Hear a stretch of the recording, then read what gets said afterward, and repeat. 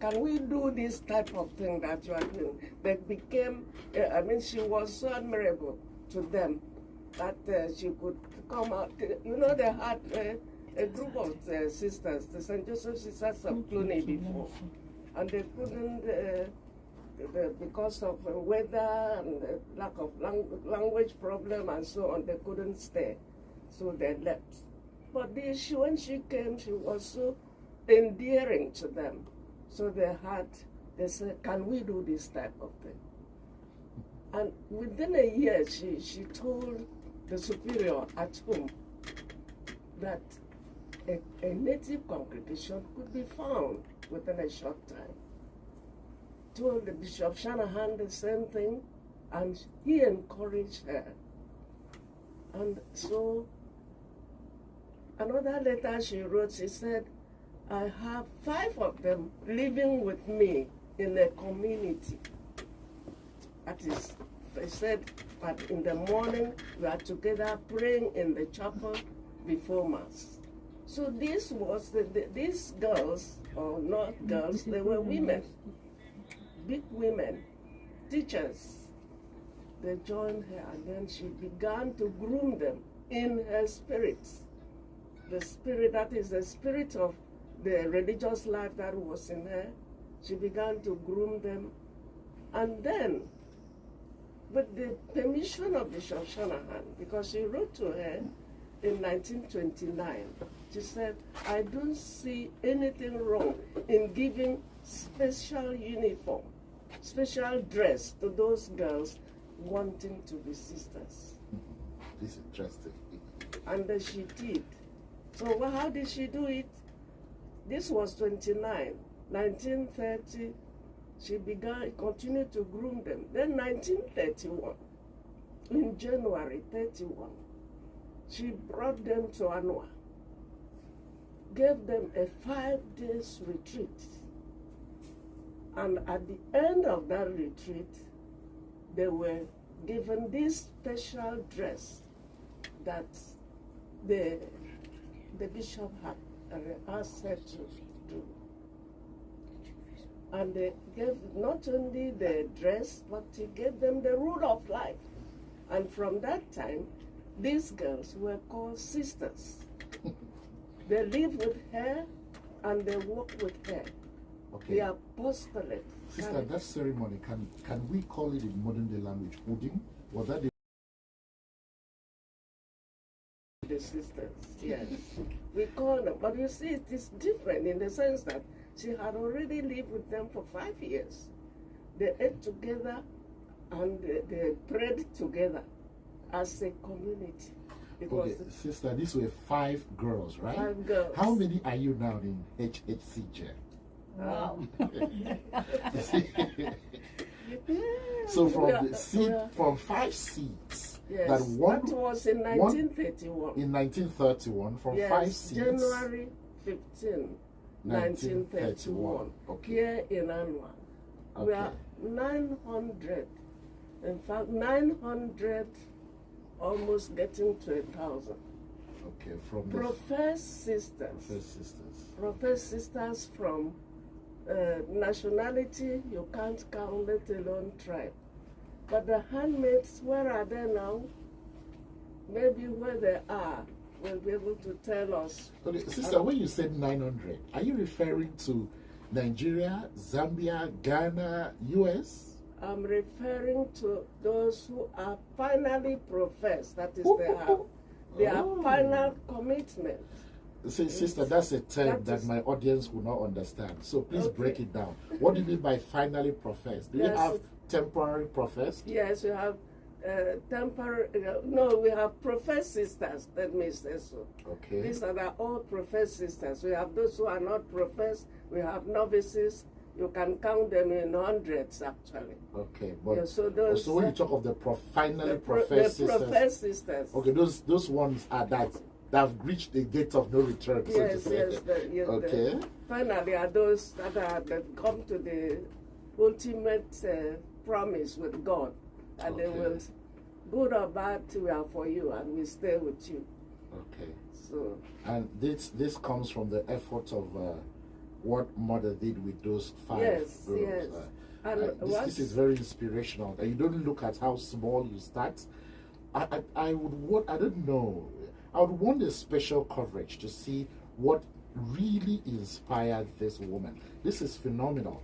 It comes to an unevangelized territory and opened the doors to Christian evangelization. She didn't stop there. She went into social works by opening schools. Again, she didn't stop there. She now established a female religious congregation in a time where even the male religious congregation was a challenge.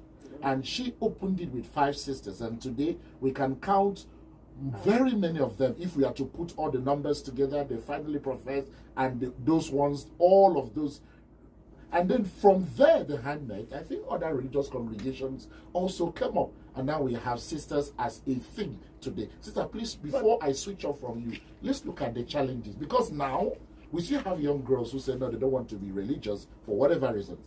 But at that time, when nobody knew the meaning of this time of life, how did it thrive? Yes, they knew the meaning from her. As I said, they watched her, the way she lived. It was extraordinary. Not the type of life that ordinary people live. And that is why they ask, can Africans do this type of life? They thought it was peculiar only to Europeans, but Mother showed them that the call for religious life is for anybody and everybody who is suitable, so ready to carry it on. Yes. Okay, so, Sister Stella, let me come to you, please. We are looking at schools alone because Mother Walker was a teacher. Are there other things apart from education? Apart from education, which we've talked about, apart from the girls and the women, are there other areas of life that she went, and what are the marks that we can refer to? Yes.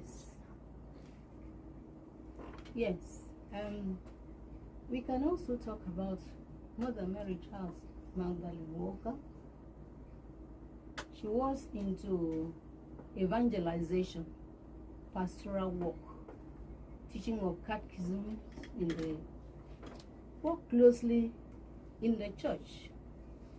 And of course, her prayer life was very outstanding. That's why you see these young women were attracted to her. She was very committed to her work. The evangelization, she would go into villages, places, interior villages, to talk about Jesus and to attract them to God.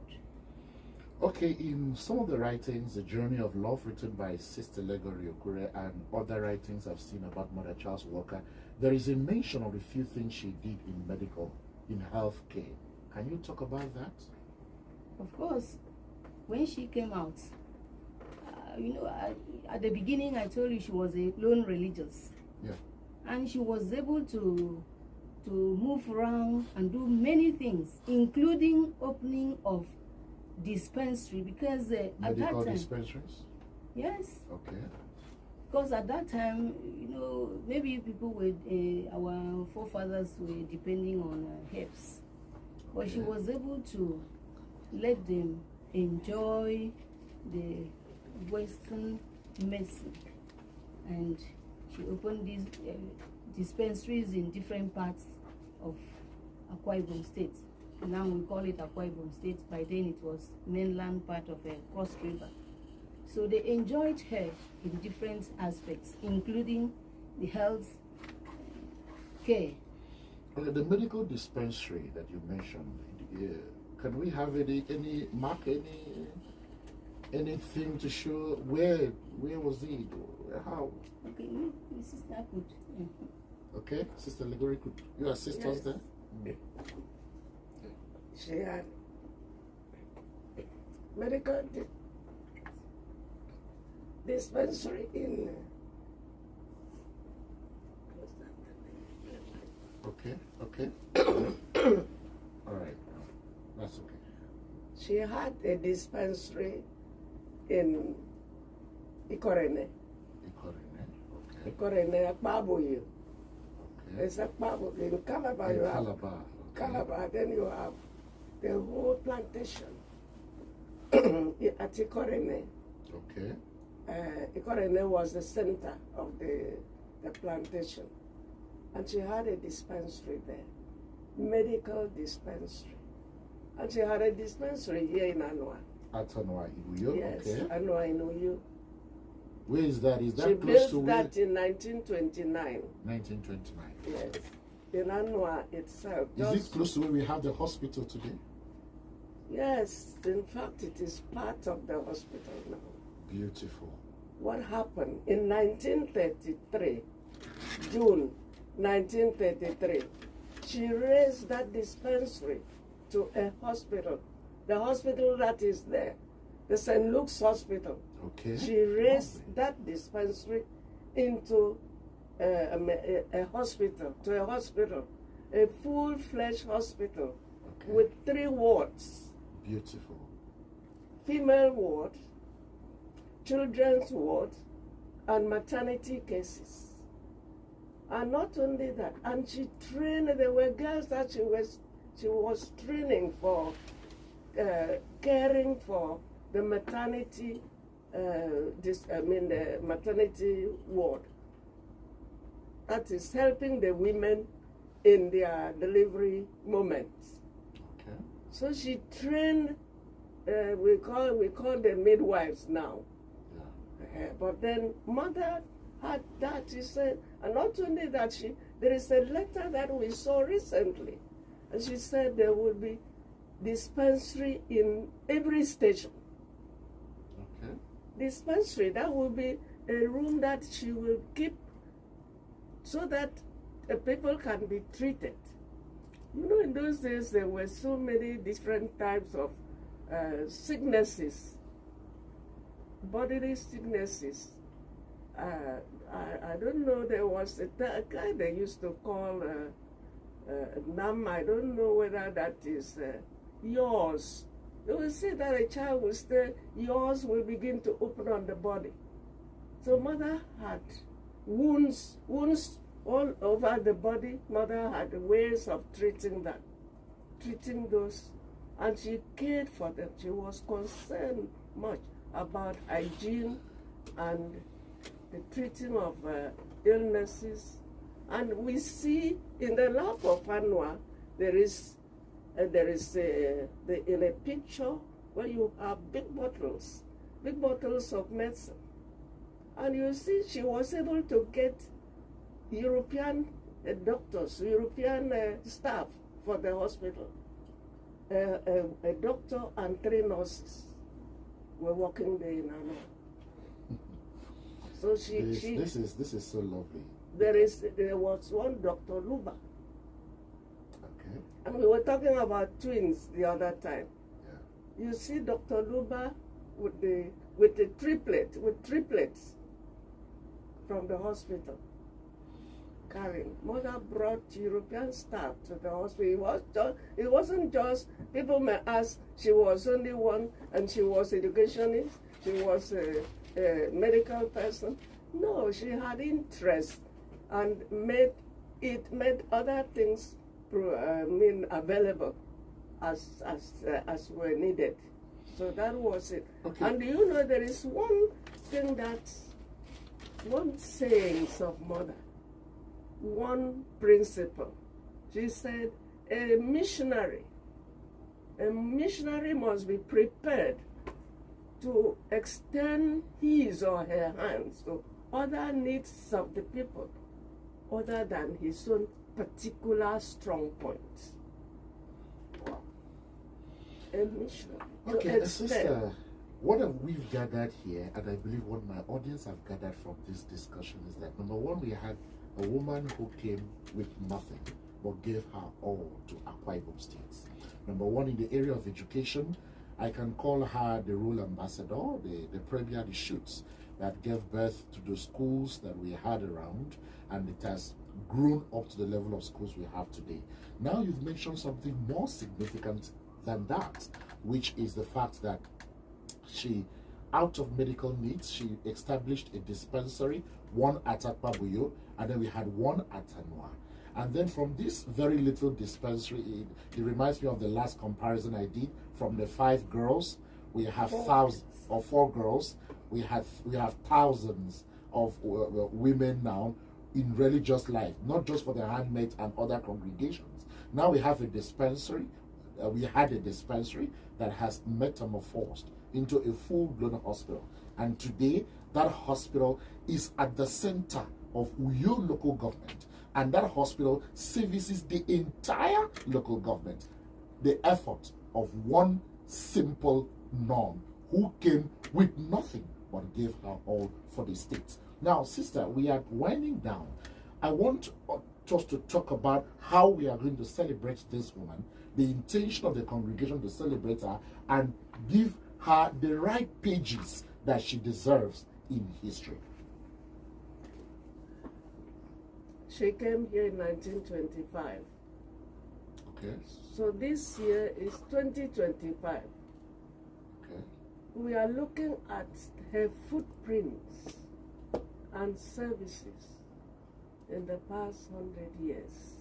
So we are celebrating a mother, Charles Magdalen workers, footprints and services in Akwa Ibom State for the past 100 years. And how will we celebrate it? We hope, first of all, Mother landed in Ifeanyi. The beach here at Akwa Ibom, right? Yes. Can you be? Mother came from Calabar in a pool boat. Okay, a canoe, right? Yes. Is that a pool boat? Okay. Yes, Okay. some people call it like that. Okay. That is, Yeah. you pull on, The roll water. on the river. Yes, it's not. Basically, it doesn't have an engine. No, it has no engine. 8 hours Wow. from Calabar and landed there. So we hope to go there and see how Mother came and landed. That will be on the 4th. On the 4th of December? 4th of December. Okay. We will celebrate her. And then we will come back from there singing and rejoicing that she was able to do it. And we will stop in Anwa. Anwa was the center of her activities in Akwa Ibom, to be precise. Okay. And we will pray there. Then on the 5th, we are celebrating